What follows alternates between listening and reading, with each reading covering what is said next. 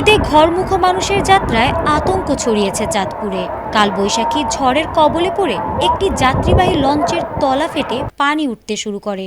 পরে ঘাটে ভিড়ানোর সময় হুড়োহুড়িতে আহত হন অন্তত ২০ যাত্রী। লঞ্চটা তীরে ভিড়ল, এর ভিতরেই লঞ্চ হালকা কাইট হয়ে গেল। ওই অপর পাশ থেকে পানি ঢুকতে লাগছিল, একের পর এক পানি ঢুকতে লাগছিল। লোকজন যেদিক ইচ্ছে ওই দিক যাইতে লাগছিল। দুইটা লঞ্চের সাপোর্ট থাকাতে এই লঞ্চটা এখনো টিকে আছে, নয়তো অনেক ক্ষয়ক্ষতি হতো। আর যদি 10 মিনিট দেরি হতো হয়তো এইগুলো সাপ একদম পানির নিচে তলিয়ে যেত।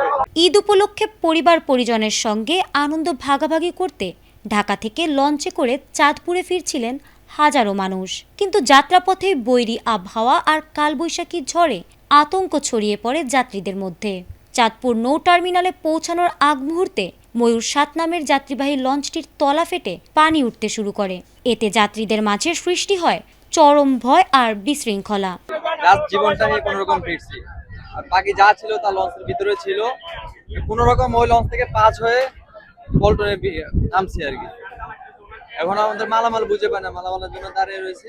মালামালটা দিয়ে দিলে চলে যাবো। তড়িঘড়ি করে লঞ্চটি ঘাটে ভিড়ানো হলে বাঁচতে গিয়ে হুড়োহুড়ি শুরু করেন যাত্রীরা। এ সময় নারী ও শিশুসহ অন্তত ২০ জন আহত হন। এক পর্যায়ে প্রবল ঝড়ে লঞ্চঘাটের পল্টন খুঁটি ছিঁড়ে যায়।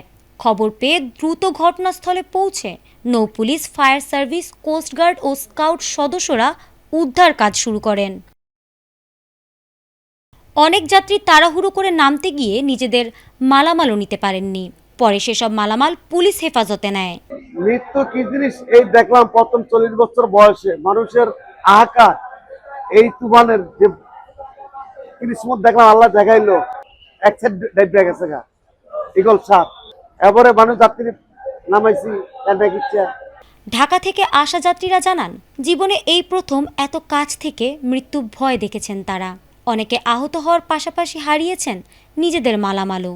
আপনারা জানেন যে হঠাৎ করে ঘূর্ণিঝড়টা চলে আসে 2টার পরপরই, এবং এখানে মিতালে 2 লঞ্চ ঢাকা থেকে আসতেছিল এবং সেই লঞ্চটি পল্টনে দাঁড়িয়ে থাকা অন্য একটি লঞ্চকে ধাক্কা দেয়। ধাক্কা দেওয়ার ফলে সেই উভয় লঞ্চই ক্ষতিগ্রস্ত হয় এবং লঞ্চটি এক পাশে কাত হয়ে যায়। কাত হয়ে যাওয়ার কারণে লঞ্চে থাকা যাত্রীরা বেশ চিল্লাপাল্লা শুরু করে। তখন প্রচন্ড ঘূর্ণিঝড় হচ্ছিল, প্রচন্ড দমকা হাওয়া এবং মুষলধারে বৃষ্টি হচ্ছিল।